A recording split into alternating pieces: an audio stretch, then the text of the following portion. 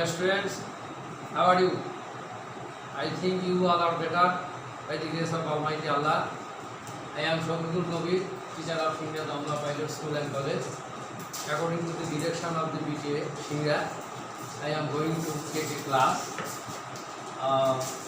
English, but mainly I will teach the second part.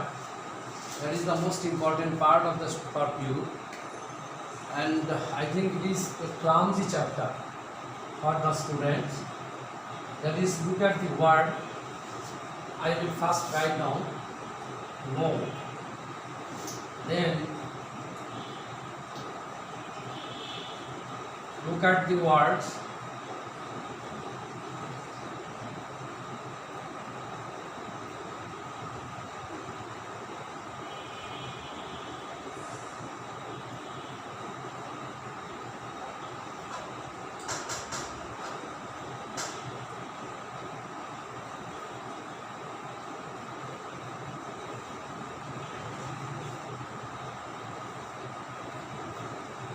Such and such.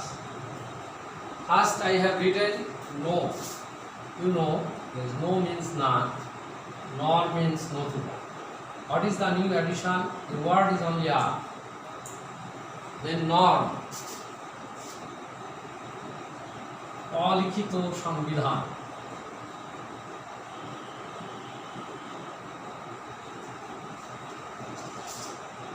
সংবিধানটা দুই রকম, লিখিত আর অলিখিত। আমাদের দেশে লিখিত সংবিধান, এই জন্য বলবো বেশি, যাই হোক।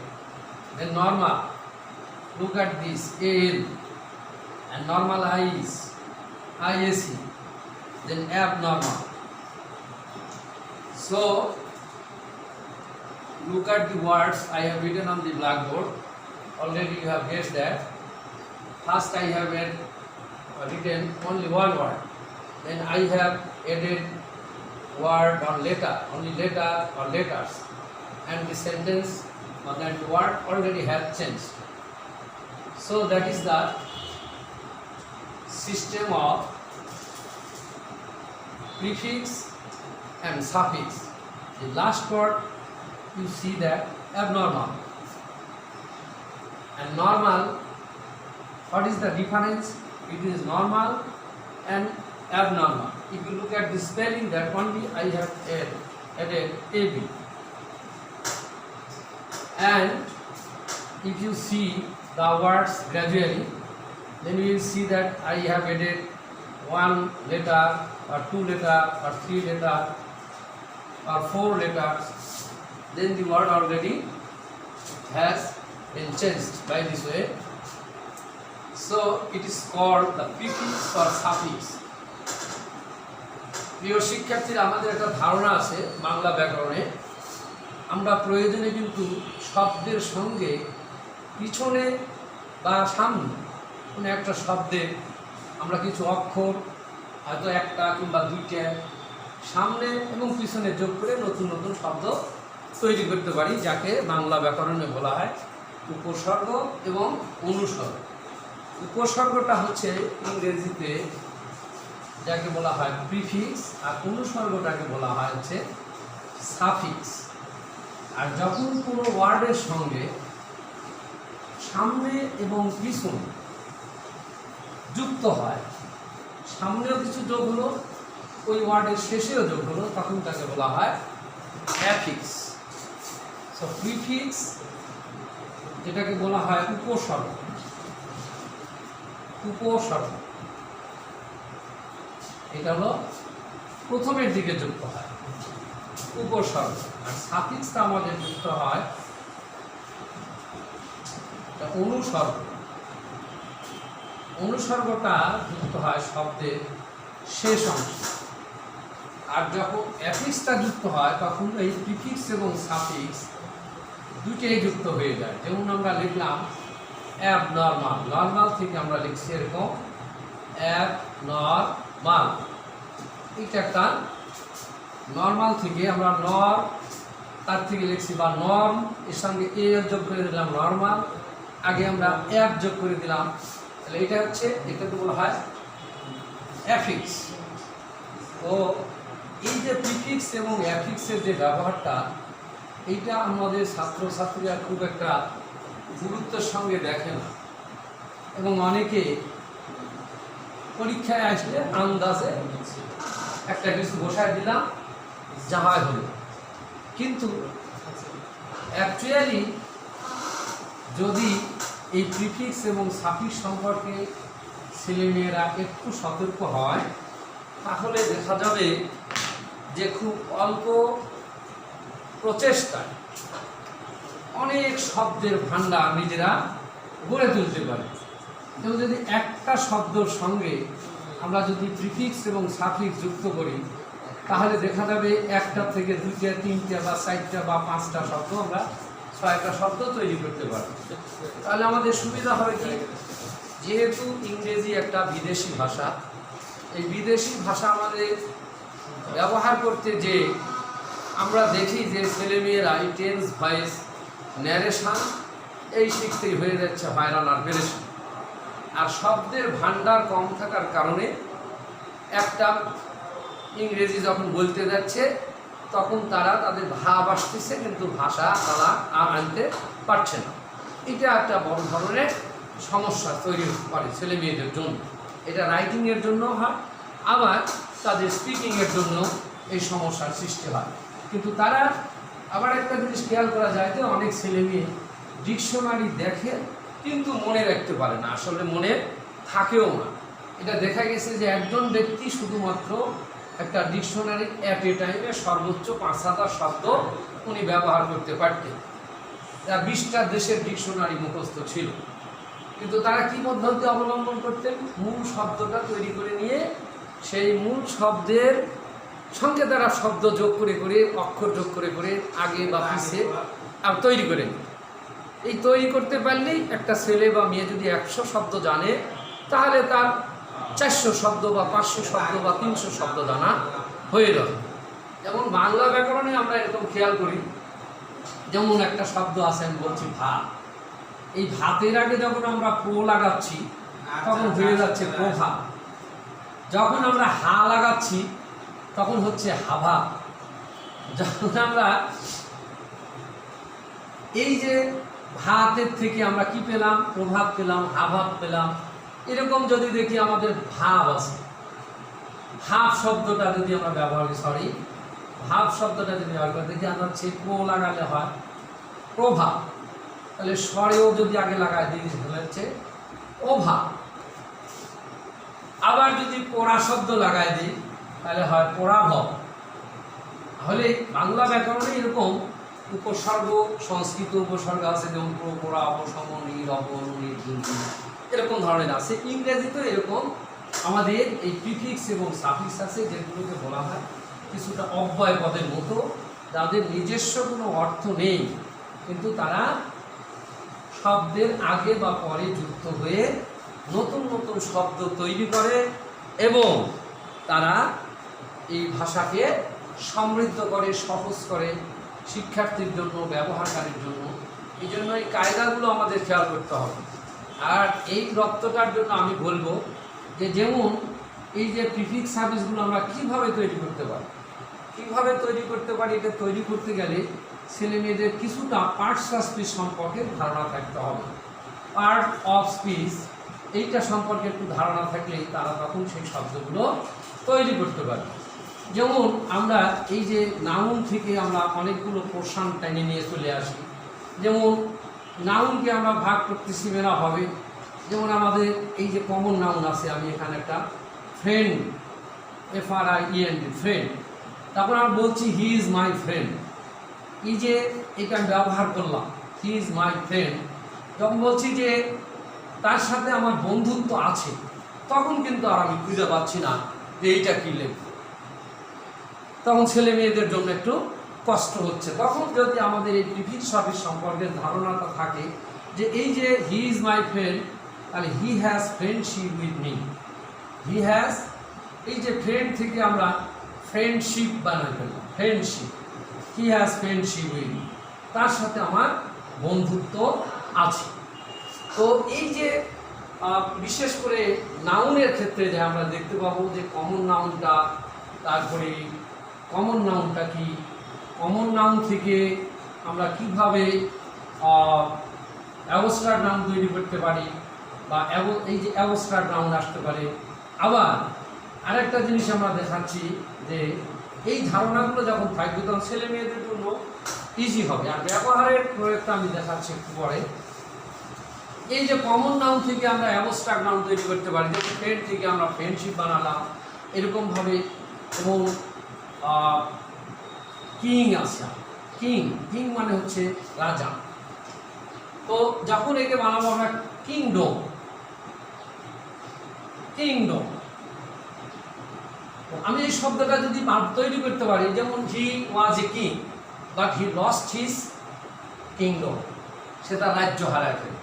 এই যে শব্দ থেকে আমি তৈরি করতে পারবো, ওই জ্ঞানটা আমাকে থাকতে হবে যে কমন নাউন কি, অ্যাবস্ট্রাক্ট নাউন কি, কমন নাউন থেকে অ্যাবস্ট্রাক্ট নাউন কীভাবে তৈরি করা যাবে। যেমন আমরা অনেকগুলো সাফিক্স যুক্ত করতে, যেমন ডোম আছে, শিপ আছে, তারপরে অনেক সময় হুড আছে। যেমন বয় থেকে আমরা বয়হুড, চাইল্ড থেকে চাইল্ডহুড। এই ধারণাগুলো আমি খুব অল্প সময়, যেহেতু এই ক্লাসগুলো আমি এতে অনেকেই আমাকে বলে যে স্যার এইগুলো একটু বিশ্লেষণ করলে আমাদের জন্য সুবিধা হয়। তারপরে দেখা যায় যে টি এইচ, তারপরে এনই ডবল এস, এই সমস্ত জিনিসগুলো যোগ করলে দেখা যায় আমার কমন নাউন থেকে অ্যাবস্ট্রাক্ট নাউন তৈরি করে। আর একটা সোজা বুদ্ধি আছে, দেখা যাচ্ছে যে আমরা অ্যাডজেক্টিভ থেকেও কমন নাউন তৈরি করতে পারি। এই যে আমাদের অ্যাডজেক্টিভ সম্পর্কে অবশ্য ছেলে মেয়েদের ধারণা আছে, মানে অ্যাডজেক্টিভ আমি এটাকে এই অ্যাবস্ট্রাক্ট নাউন তৈরি করছি। আমার অ্যাবস্ট্রাক্ট নাউনটা আমি তৈরি করবো কীভাবে? অ্যাবস্ট্রাক্ট নাউনটা হচ্ছে গুণবাচক যে বিশেষণ আমি তৈরি করতে। যেমন আমরা বললাম যে এই যে ট্রুথফুল, ট্রুথফুল, ট্রুথফুলনেস, ট্রুথফুলনেস। খেয়াল করতে হবে যে কেন আমরা এটা শিখব। স্বাভাবিকভাবেই দেখা যাচ্ছে যে এই যে আমি একটা ওয়ার্ড সেন্টেন্স লিখি, এখানে দেওয়া আছে এরকম truthful is a great virtue.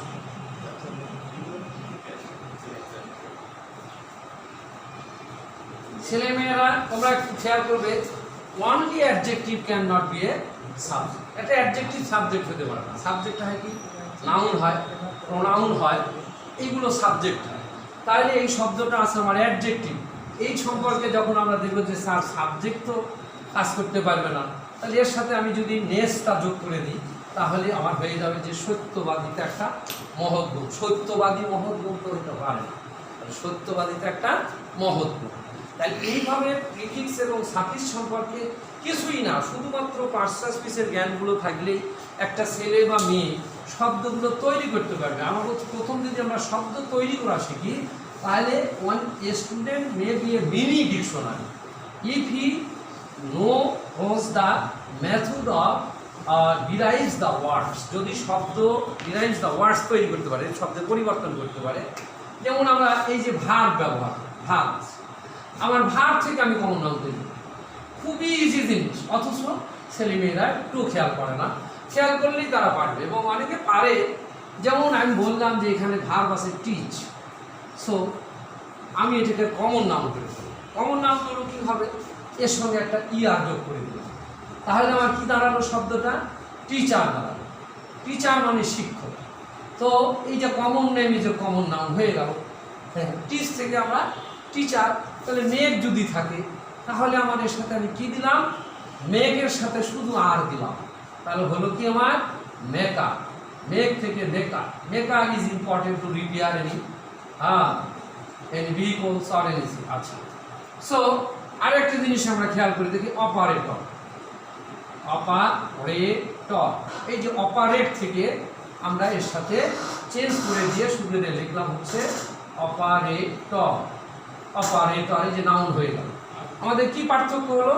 আমরা ভার্ব থেকে কিন্তু এই যে নাউন তৈরি করে দিতে পারি। ভার্ব থেকে নাউন, যত ভার্ব আছে এই ভার্বগুলোর সঙ্গে বেশিরভাগ ক্ষেত্রে যদি ই থাকে তাহলে আর যোগ করব, আর ই যদি না থাকে তাহলে ই আর যোগ করে দিলেই কমন নাউন হয়ে যাবে। যেমন ড্রাইভ, ড্রাইভার, মেক, মেকার, সেক, সেকার, তাহলে ইট, ইটার, এই যে পদ্ধতিগুলো।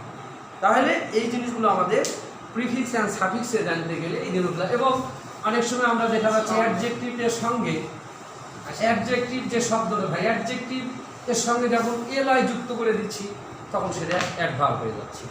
যেমন আমরা বলছি যে এটা ট্রু, এটা অ্যাডজেক্টিভ।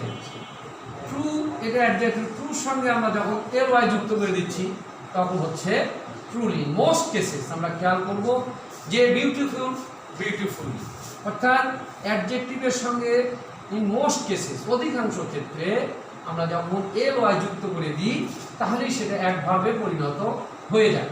Beautiful, beautifully. এই জিনিসগুলো আমাদের তো যখন আমরা জানবো তাহলে আমরা অল্প শব্দ দিয়ে আমাদের কাজ হয়ে যাবে এবং আমরা নিজেরাই তখন শব্দ তৈরি করতে পারবো, নিজেরাই তখন শব্দ তৈরি করতে পারবো। আর এই শব্দ ভাণ্ডারটা যখন বৃদ্ধি পাবে তখন ইংরেজিটা ব্যবহার করা, প্রয়োগ করা আমাদের জন্য বলা এগুলো সুবিধাজনক অবস্থানে আসবে। এখন এই যে প্রিফিক্স এবং সাফিক্স বুঝাতে যে কতগুলো জিনিস খেয়াল করতে হবে যে ছাত্রছাত্রীদের, এই যে আমরা বলি যে বাক্যের শুরুতেই যদি ভাব থাকে, এই যে খেয়াল করতে হবে এগুলো প্রিফিক্সে বাক্যের শুরুতে ভাব আছে, শুধু ভাব, এবং পরে আর একটি ভাব আছে, পরে আর একটি ভাব আছে, পরে একটি আরেকটি ভাগ, আরেকটি ভাগ যখন দেখা যাবে তাহলে আমি এখানে কি করতে পারি?